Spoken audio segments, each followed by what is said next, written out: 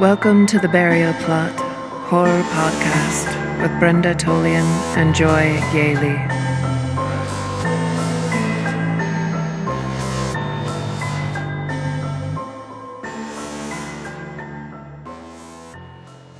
Welcome back to the Burial Plot, where we bring the best of horror writing and writers to you.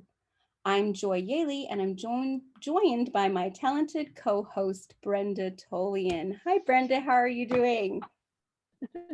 I am great. Are you getting prepared for Halloween? I'm getting prepared for this podcast because I think it's going to be an absolute riot. It's going to be so fun. I am very excited as well. Today, listeners, we are honored to have Patty Tomsky with us. Patty is an award-winning multi-genre writer who also works in journalism as a copywriter and editor. She holds an MFA in fiction with a minor in creative nonfiction at the Mile High MFA at Regis University in Denver, Colorado. Her work has been published in Kota Press, Paterson Literary Review, Small Change News, US 1 Worksheets, FemZine UK, and elsewhere. She is a two-time recipient and also an honorable mention and third place of the Allen Ginsberg Poetry Prize. Her work has been published in Kota Press, Paterson Literary Review, Small Change News, US 1 Worksheets, FemZine UK, and elsewhere. She is a two-time recipient and also an honorable mention and third place of the Allen Ginsberg Poetry Prize. Her work was included in the Adirondack Center for the Arts Poetry Village 2020 public poetry installation at Saranac Lake. She is included in Story Cities, a city guide for the imagination from Arachne Press in 2018, and the anthology No Spider Harmed in the Making of This Book, also from Arachne Press in 2020. Patty received a Pikes Peak Arts Council grant for Roll Hootchie Koo, a rock-based multimedia poetry reading and art installation. She published Take Back the Night in 2017, an LGBTQIA paranormal adventure about a possessed Bowie-esque rock star and a concert at the end of the world. Patty won the jury prize for the Commonweal's gallery show, Responding to Climate Change Through Art, with her chat book, Elementals. Her nonfiction books include How to Self-Minimize in the Home and Customer Service Magic. She lives in Colorado Springs with a striped cat, a Pikapom, a partner, the rare friendly teen, and plants she barely keeps alive. Patty, welcome, and thank you so much for joining us on the Burial Plot. What a great pleasure to mark my October at the Burial Plot. So thanks for having me. Of course. First of all, we have to talk about your dog. Yes. A Pikapom. Tell us, what is a Pikapom? It's a Pekingese Pomeranian, and she is the runt of the litter. So she's way smaller than she should be, but we like her that way, except for her brain is commensurate. So it's okay. How much does she weigh? She weighs 3 pounds. 3 pounds. Brenda and I both have big dogs. Yes. My is probably 40 pounds, and my German is probably 75, but they are dwarfed compared to Brenda's Basha. Yeah, Basha's about 130 probably plus pounds now. So she could probably wear your dog on her head as a hat. Hopefully alive, yeah. Oh yeah, she likes other dogs. She's very friendly. So Patty, one of the things that struck me about you, and I'm definitely impressed, is that your work has won a lot of amazing awards. And I read that you're very, very, very first starting out, one of your poems won an award, but Mother Nature did something unexpected to the book that it was published in. Can you tell us a little bit about that story? Because I was definitely intrigued. So we were to write poems, and I was in kindergarten. It was for my elementary school. And I won kind of my age group with my poem, which I don't remember it at all. I have no versioning of it. And it was actually destroyed in a flood during Hurricane Floyd. So that was the last thing I had of it, but I do have a newspaper clipping of me in my favorite yellow dress with the little embroidered flowers, little smocked yellow dress. And I remember putting that dress on that morning for the photo shoot and going to the library and getting my picture taken and just sort of stomping back into my kindergarten classroom saying, this is what I want to do. I want to write. So that's a great story. I love that so much. So you've always been a writer from the get-go, which is, I think that's amazing. I love that. What is your writing process like when you start writing, from start to finish, from beginning of conception to the end? What does that process look like for you? I think most of my stuff I'm a very visual person, so most of it comes to me in like little snapshots, almost like a film-ic kind of feeling, like cinematic. And there's often an object or a situation in which something strange is happening. And then I headlight write. So I guess it's Chekhov. I don't know. We could check that later. But he talks about these different processes where, even if you take part in NaNoWriMo, there's pantsers, seat of their pants writers, and then there's plotters and TT, plotters. So a lot of people do lots of outlining. And I mean, like I used to go to NaNoWriMo and write, and you walk in and someone's got like this binder, color coded to character. And I'd be like, wow, I would love to be able to do that. Cannot. But anyway, so I headlight write from the image usually. And it's very rare when the image is the beginning of the book or the story. So I end up having to fill it in. So I talk to a lot of writers who write, and the end of their revision process is about taking things out. And for me, I get the story all the way out, and my first set of revision is putting things in and fleshing out. So yeah, so that's mostly what happens. I'm glad to know I'm not alone, because a lot of times that's what it looks like too. And I feel like I'm doing something wrong because I'm not cutting, I'm adding. So I'm glad to know I'm not alone with that. Me too. That was really nice to hear. I have a question. So, and this isn't this one is out there.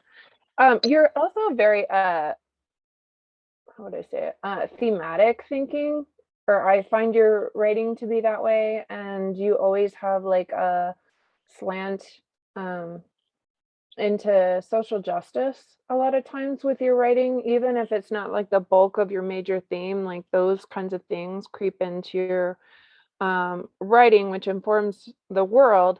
Do you do that on purpose, or is it something that's innately like really important to you to have that in your writing?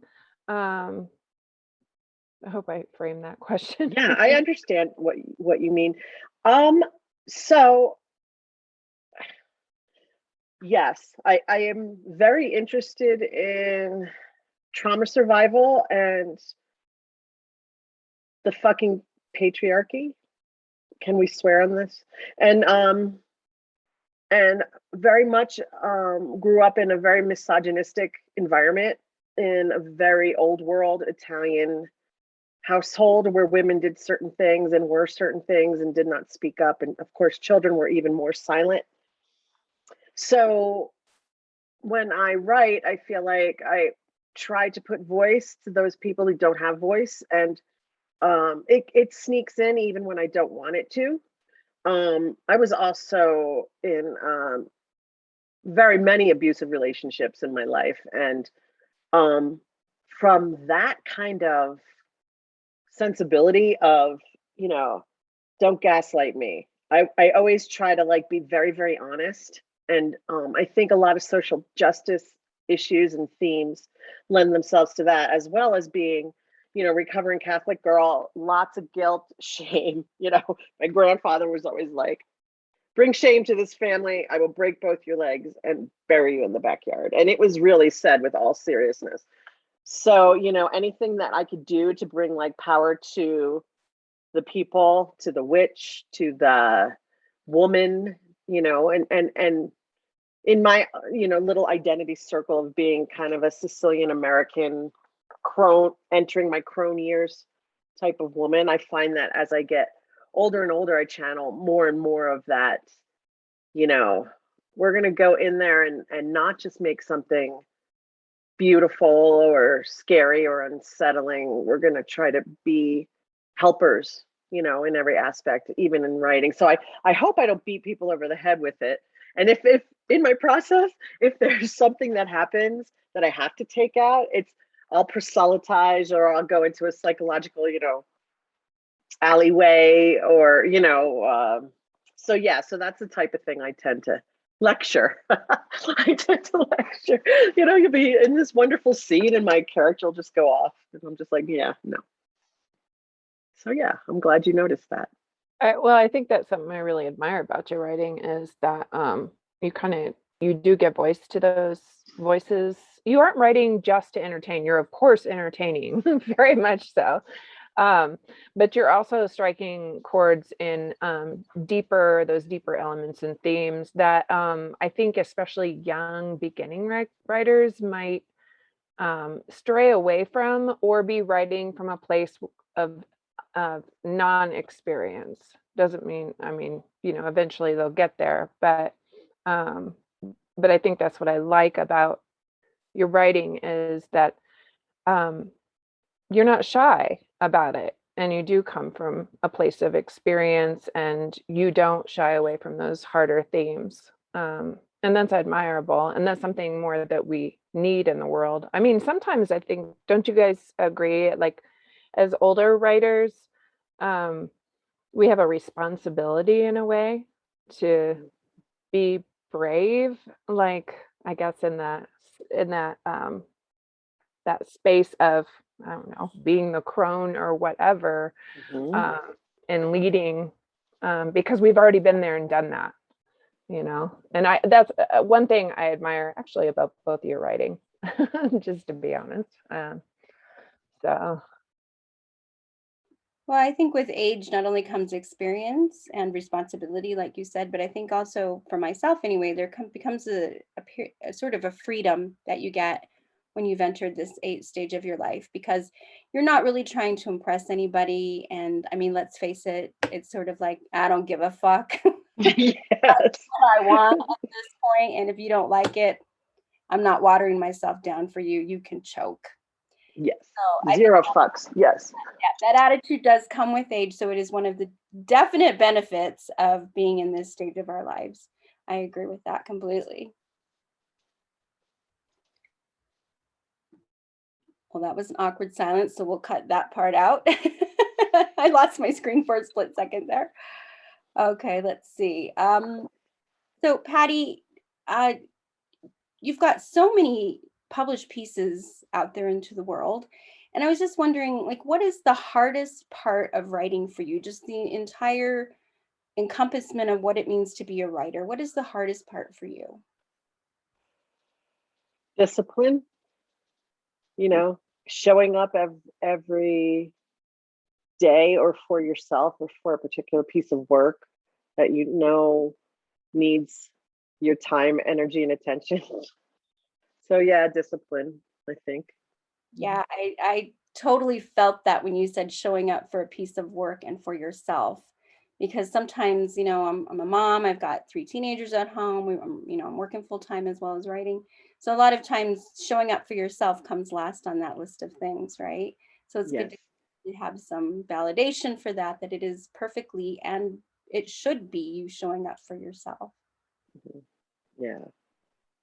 Yeah, to be worth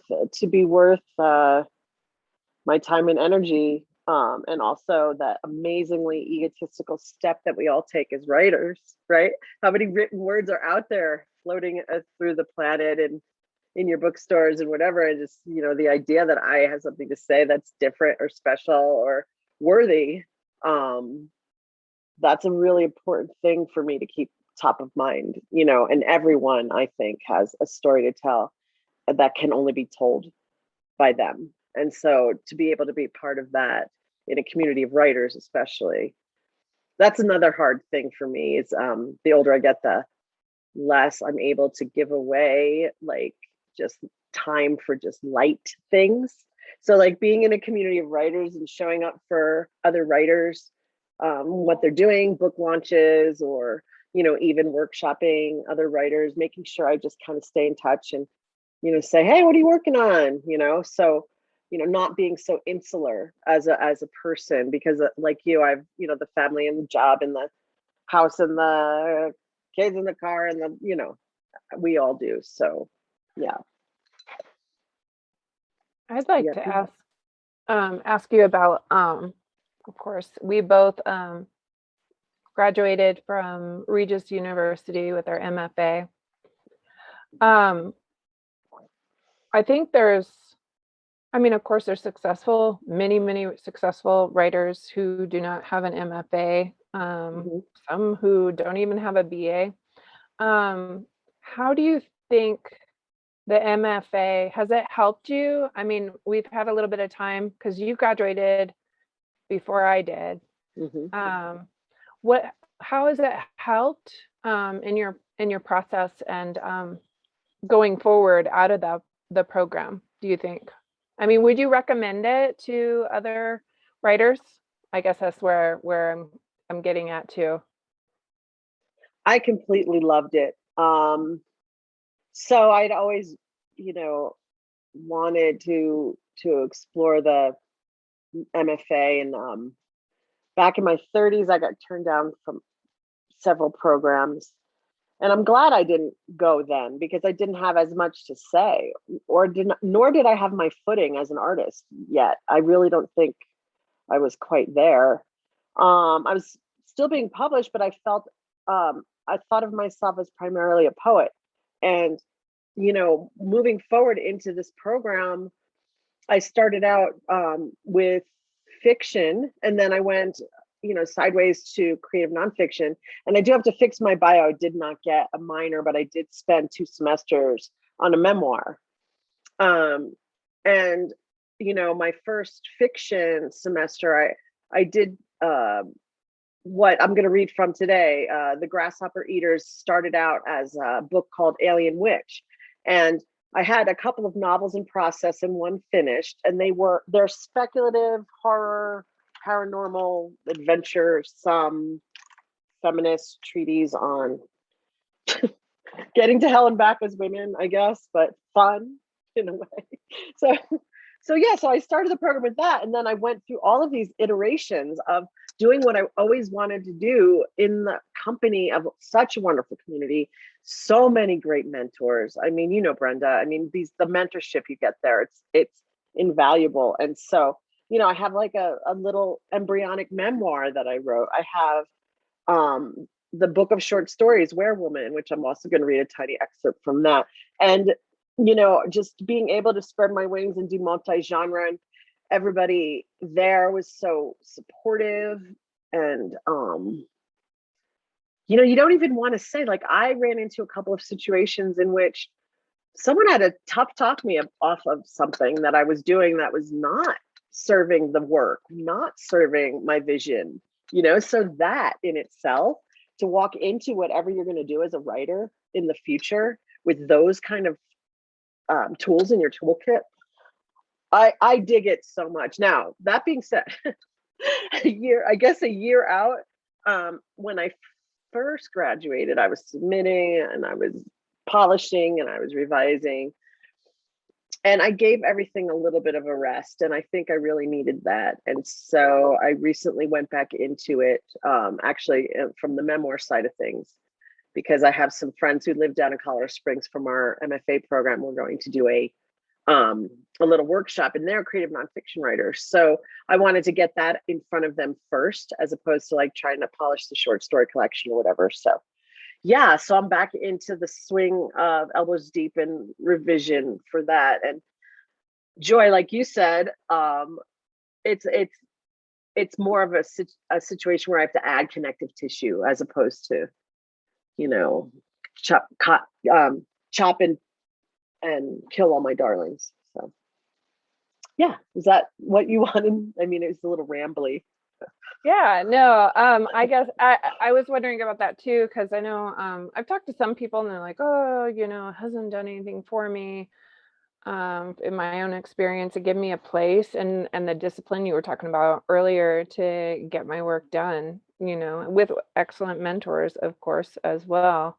So, I think if you're going to go at this seriously, it's a good way to spend your time and study for sure. Well, you already have a contract and a horror book coming out. So, I mean, Yeah, well, and a lot of that's due to, having, Mario and Lori and Dr. Hicks as mentors, and then workshopping with everybody that I workshopped. I mean, it was, and of course, I also workshopped with the Denver Horror Collective too. So between both of those supportive entities, I think that's why I've gotten to where I've gotten to at this point, and stuff. Just a lot of support. And well, like you were just saying, having somebody to a group to go to, like your group in Colorado Springs, to be able to workshop, and be able to share work, like that's so important. Joy actually runs now our critique group at the Denver Horror Collective. cool. What, twice a month? No. It's once a month, and it's just short crit. So it's just short stories that we kind of get together and workshop once a month. It's been it helps your writing yourself when you critique other people's work. It helps you see places where maybe you are a little bit weak, or it'll trigger something where you're like, oh, I need to work on that in my own story. So it is very important, I think, to always be workshopping with people and touching base with other writers, and giving back to the writing community where you can, because it just makes all the genre that much more strong, I think. Brenda not only is writing and having success at that, though, she's also been to some cons on panels, which is really fun and cool. I didn't get to make any of those in person, but I hope to do that soon. I'm not sure where but maybe you should come along with us, Patty, to StokerCon this year. I'm so down. So fun. So down. Yeah, I just submitted for an academic paper, so I'll at least be doing that. But yeah, then we could go like fangirl and follow her. Don't forget to invite me when it comes. Send me the link in the chat so I can remember to bother you both. Oh, yeah. I have this really cool old it looks like a 70s van. It's actually a 90s van. And it's got like all its original mauve interior. So we could take like this, I call her the Silver Ghost, So we could take the Silver Ghost down. You could take the seats out. We could all sleep in there if we have to. So road trip. That sounds like a blast. Yep.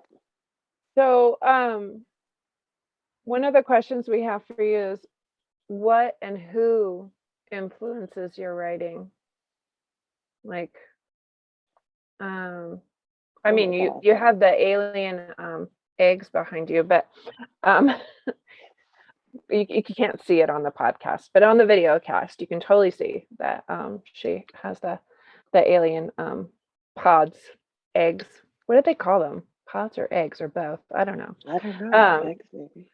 But what inspires you? Like, what do you read and what do you watch that informs your writing or gives you idea, or even music? Because I know your family is a big music family too. So we'll go there as well, because music's a big one for me too.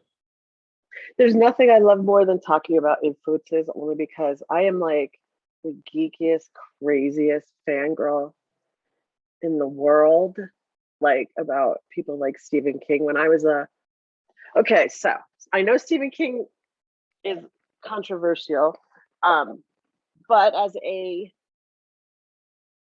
9-year-old girl wandering into my cousin's room on Easter Sunday. Now, we weren't allowed in their room because they were a lot older than us. So there was Big Michelle and Michelle. So Big Michelle was older, so they just called her Big Michelle. And so we were at Big Michelle's house, Aunt Nancy and Uncle John's, and it was Easter Sunday, and I wandered upstairs, and she had the paperback of Salem's Lot. Okay. I opened it and it was the scene where Danny Glick comes to the window and clicks his fingernails on the window. And I dropped that book like it was on fire. Okay. Went outside of the room, and just like any horror fan anywhere, it was like a talisman that I went back to it, picked it up, opened it somewhere else. Yeah, dropped it, so it was a huge deal. Like that was actually, there's an earlier influence, which is huge, The Exorcist, right? So you guys know the Tubular Bells music. I was up in my room and I can hear tubular bells through the floor. And my parents were downstairs watching TV. And I've been a lifelong insomniac. So I came down, like everybody else was sleeping, all the kids doing the right thing, right? And I came down the stairs and I asked my father, who was a deacon in the Catholic Church, by the way, what is that music? What is that music? And I don't know if I'm like mushing together memories, but I remember sort of the visual of that, of the priest at the bottom of the stairs in silhouette. That was like on all the movie posters. And my father said, oh, it's a movie. It's called The Exorcist. And I said, well, what's it about? And he said, it's about when a devil possesses a girl. I said, oh, that's not real. I thought it was like werewolves or, whatever. He goes, oh no, that's very real. That could happen. That happens all the time. What? I don't think I slept for the rest of my elementary school life. I mean, seriously, like I remember sitting in the bathroom with my butt against a cold tile, trying to read like a Narnia book or something, and convinced the devil was going to possess me because I was just kind of a high energy, loudmouth, evil little kid, really. And run up to people, pinch them, run away. I was just talking about this to a friend. She's like, you just had a lot of energy. I said, well, yeah, energy. But yeah, so influence, Stephen King, The Exorcist. These days, holy shit, Carmen Maria Machado. I mean, all this kind of literary horror that's really having its moment. I so dig it. And then Brenda Sue Tolian and her sense of place and her sense of like haunted humans doing like haunted things, but they're all the way in their body doing them. And I mean, I think so much horror is so cerebral, and you make the rubber meet the road, Brenda. And I'm not, but anyway, oh, thank you. Yeah, and so like film, yeah, so a lot of like Midsummer, Hereditary, those two movies were huge for me. I won't watch Hereditary again because I am afraid to watch it, because if I spend too much time as like this witch person, if I say things or put too many things in my head, not good. And anything about like demons. Ugh. So I just want to share something real quick if I can. So I got this, I'm a tarot card reader too. And so I got this box of supposedly oracle cards, and it's called the Occult Tarot. And I didn't really look at it very closely. I guess I was just like on a drunk Amazon late night ordering spree or some craziness. I don't even know. But I got these cards and I opened them and I dropped them like they were a snake, because they are all the different kinds of demons, how you summon them, when you summon them. Dude, I'm not kidding. It's horrifying, but in the best way.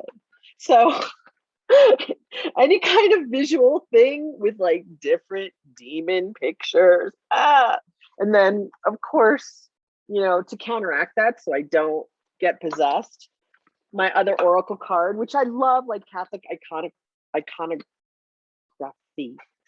So I have like the Mary Queen of Angels oracle deck to counteract that. And then of course, your Edward Gorey, the Fantod pack. So Yeah, so those are huge Do you influences. ever use those to do your writing? I know Joy just recently took Hillary Leftwich, her class Mhm. using the tarot to write. Do you use tarot to write as well? A lot, yeah, a lot.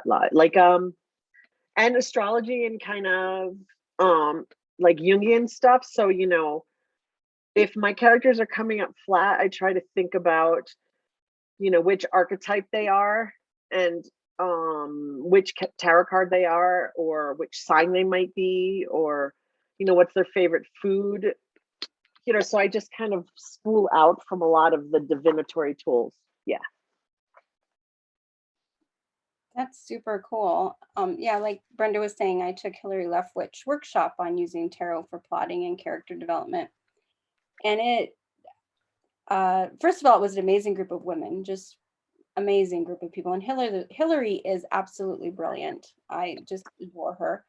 So it was a really good experience. And it got me through this big roadblock I've had on a piece for months and months and months. And it kind of got me through it. And then I started getting stuck again. And I was like, oh, I'm going to do what Hillary said. So I whip out the cards and I could move past that roadblock. So it really has helped me quite a lot. And tarot is not what people think it is. It's more about getting in touch with your intuition and that type of thing. So I found it extremely helpful, and I think that's very cool that you do it too. Yeah. There's another writer, Sarah Elizabeth Shantz, and she's a really, really good tarot reader and writer. She actually now works in Boulder at Naropa as an adjunct. But she and I were actually on a tarot ritual society blogging team for like marketing for this marketing group. And her stuff also has that like, and I mean, of course, Hillary's book is one of my favorite books ever, I think. So I don't know her very well, but I just admire her. She's also a Regis alum. Do you both think that I'm thinking back to like the 90s and the early 2000s when it was more about like slashers and stuff like that. But recently, maybe even more so, going through COVID and starting to kind of start to come out of it. Do you think these like metaphysical, religious, themes are coming to the surface more often? I've just noticed, like with Midnight Mass and a few other things that are out there. It feels like a resurgence of that, like the metaphysical and religious horror is seeing more of a day. Well, after having, Trump as a president and, the extreme religious right and different things. What do you all think of that? It just occurred to me. I just came out of my head.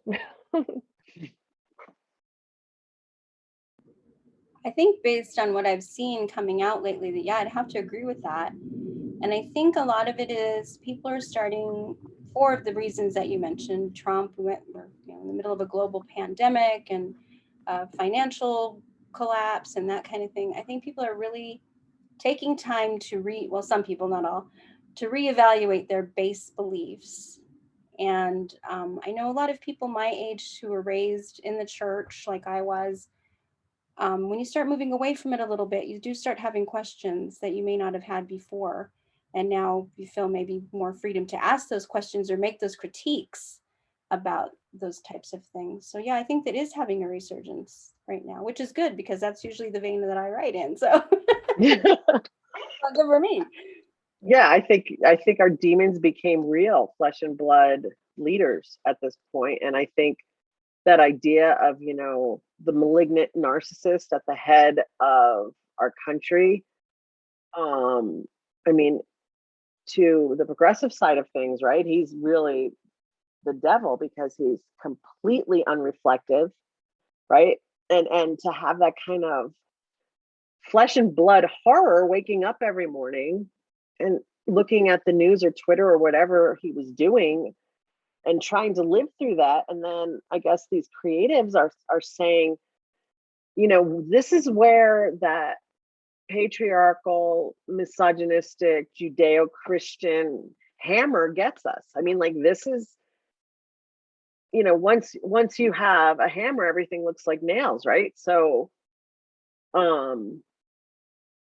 evil really did walk and talk and breathe and go on CNN. And so pulling it out of that environment and into kind of like the church and demonology, I think it's a safe way for people to process the kind of trauma day over day over day that we all went through. And it's like, you know, a prayer for something different. I think horror is always a prayer for something different, and takes our brains to a place where we can process, and then we come back out and we can look at things a little bit more peacefully and calmly, you know. So I think that's really great, something great that you pointed out, Brenda. And yeah, so it's definitely a resurgence of religious iconic. Man, I'm having a hard time with that word. I think stating horror as a prayer for something different is like the most beautiful thing I've heard in a long time. Like, that is perfect, because horror has like this superpower that no other genre has, and like the ability to bring the monster out of the dark or whatever. And you're right, man. I'm not gonna lie, sitting on the toilet and having the phone, you know, and no other time could the president be in the room with you while you're doing your business. You know what I mean? I mean, yes. It was so surreal.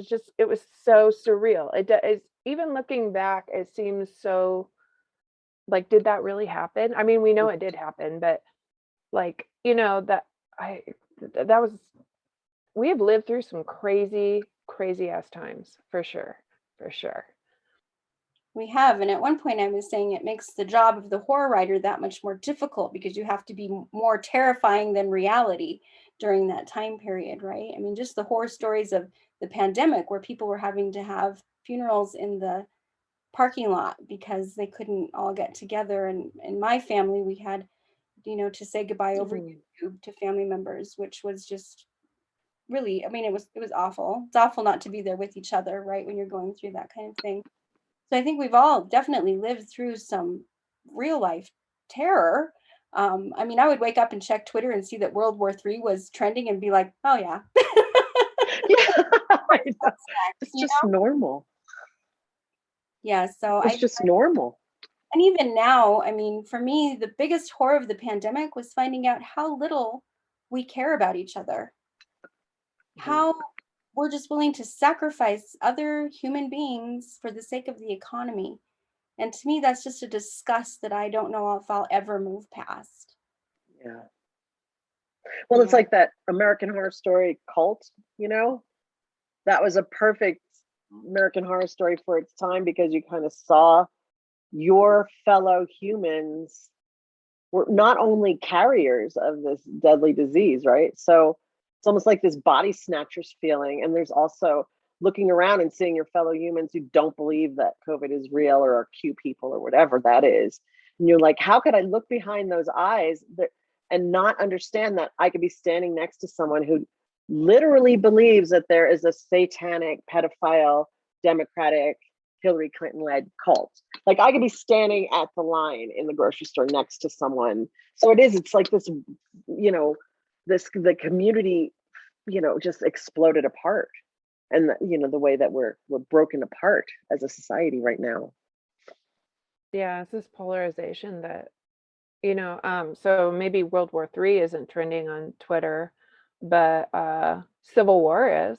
You can find plenty of, you know, because we're that divided now, and it's divided because, well, for many reasons, but because of the written word, you know.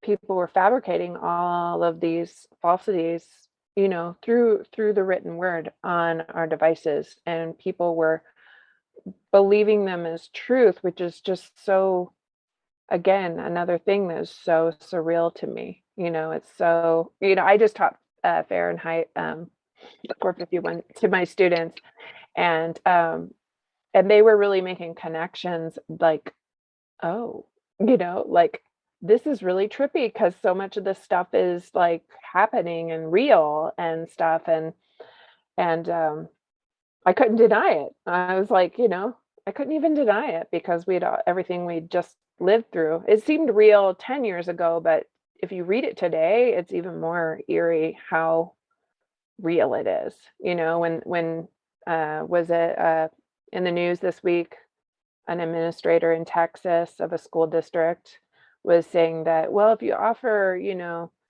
what was it, Jewish texts, like, like night and those kinds of things, you should offer the other opposing view. And I brought that up to my students. I was like, what do you guys think? And they're like, well, what's that supposed to be? So we're supposed to like read Hitler, and I'm like, that's pretty much exactly what they're saying.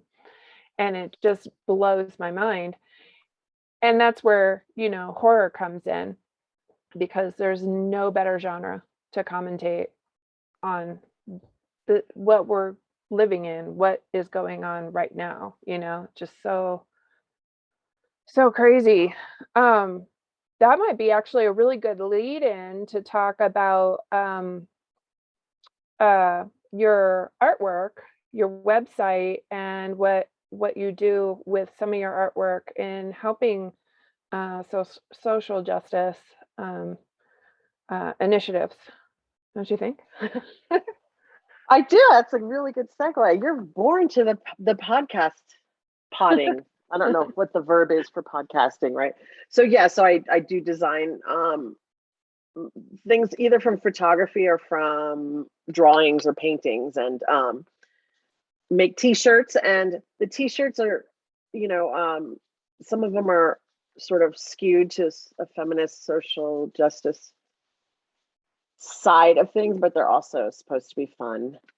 And 10% of proceeds goes to Southern Poverty Law Center, because they're really following up on this whole voting rights erosion and the redistricting story across the country, and how justices are being flipped over to the conservative side of things. And it's not conservatism anymore. It's what we think of as that far right craziness.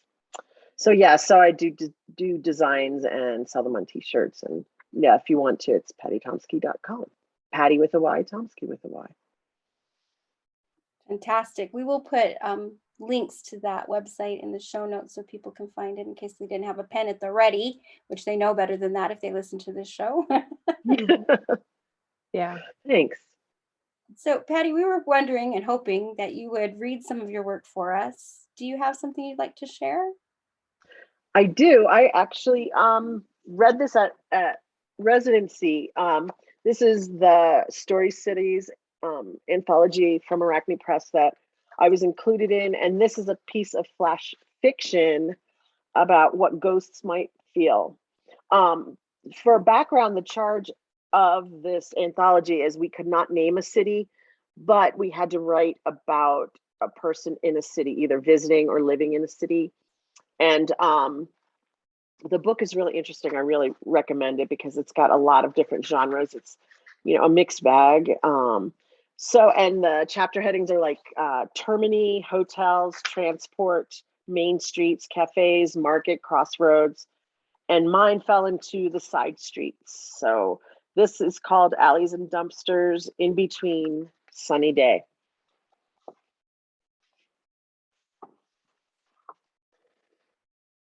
We walk in full sunlight, but people can only see us if they're sad. I don't know why some of us stay. Have you ever heard a voice come up right next to your ear and no one is there? That's one of us. If you want to, say a quick prayer that it never happens to you. Counting bricks for centuries, some of us, and moving with anger past babies and people and stores and under a sky from which we never feel the breeze. I reached a girl the other day. She turned around. She'd been on a shortcut between the giant dustbins behind the pub where she works every weekend. I watched her for a while before I screamed at her back. She felt it. I saw her put her hand up behind her neck like people do when they feel us, or feel me at least. I don't talk to the others. I'm afraid. So when the sun is bright, if it's cold or warm out, and you've stepped off this busy sidewalk because you know a back way, and then the next thing you know, you want to die, or you begin to remember the dead you've lost, or pass through a pocket of ice in the air, don't run. You can't get away. Seeing us is not like seeing a person, but a cutout from the sky or a black shadow moving across glass or metal in a back corner of the city where hardly anyone goes, but strays or rats or homeless people searching for a place to sleep.